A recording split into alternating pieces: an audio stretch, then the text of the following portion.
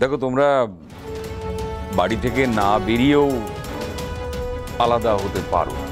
তোমরা এই বাড়ির ওপরের অংশে মানে একটা অংশে থাকতে পারো, তাতে কোনো সমস্যা নেই। ওপরের ঘর, ড্রয়িং রুম, রান্নাঘর তোমরা ব্যবহার করতে পারো। ছোট বৌদি, আমার কি মনে হয় বলো তো, জেঠুমনি বোধহয় বড়দা ভাইকে ফোনে কিছু জানায়নি। সত্যি আমার এত খারাপ লাগছে, মানুষটা এতদিন পর বাড়িতে ফিরলেও এসে এখন এসব ফেস করতে হচ্ছে। আমরা কি করতে পারি বল, সহধর্মিনী বলে কথা, আমাদের তো সহ্য করতেই হবে। সিরিয়াসলি বাড়ির এনভায়রনমেন্টটাই না কিরকম একটা হয়ে গেছে, সারাক্ষণ অশান্তি, কুটকাচালি এইসবই চলতে থাকছে। আমরা সম্মিলিতভাবে একটা সিদ্ধান্ত নিয়েছি, সেটা আগে শুনে নে। এতদিন ধরে তোর বউ যা যা ঘটিয়েছে এবং এই পরিবারের সদস্য হয়েও অন্যদের যে ক্ষতি করার চেষ্টা করেছে, তাতে আর এই পরিবারের সঙ্গে ওকে যুক্ত রাখা যায় না।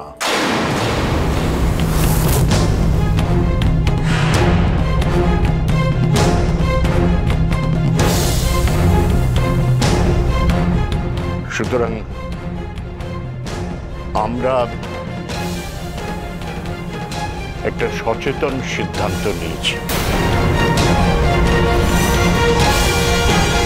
এবং সেটা তোকে মেনে নিতে হবে।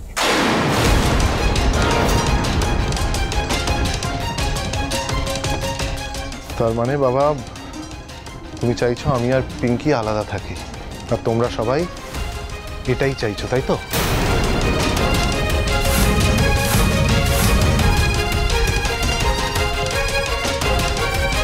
হ্যাঁ রৌনক, বলছি দেখো তোমরা বাড়ি থেকে না বেরিয়েও আলাদা হতে পারো।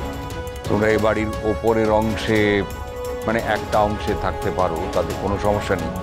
ওপরের ঘর, ড্রয়িং রুম, রান্নাঘর তোমরা ব্যবহার করতে পারো। কিন্তু বড় বৌমা আর আমাদের মধ্যে থাকবে না।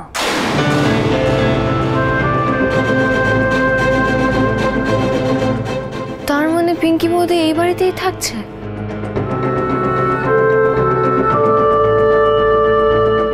কি বলছিস রানী, তাই নাকি? ওকে আমরা আর বিশ্বাস করতে পারছি না।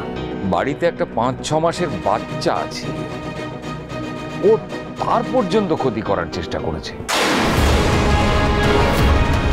আমার তো মনে হয় ওর একটা সাইকোলজিক্যাল প্রবলেম চলছে, ট্রিটমেন্ট প্রয়োজন। আমার এটাই মনে হচ্ছে, একটা মানুষ মানসিকভাবে অসুস্থ না থাকলে আপনজনদের ক্ষতি কি করে করতে পারে, স্পেশালি একটা বাচ্চার ক্ষতি কি করে করতে পারে? বাহ, যেহেতু উচিত কথাটা বললাম, অমনি আমি হয়ে গেলাম সাইকোলজিক্যাল পেশেন্ট। আমার ট্রিটমেন্টের দরকার।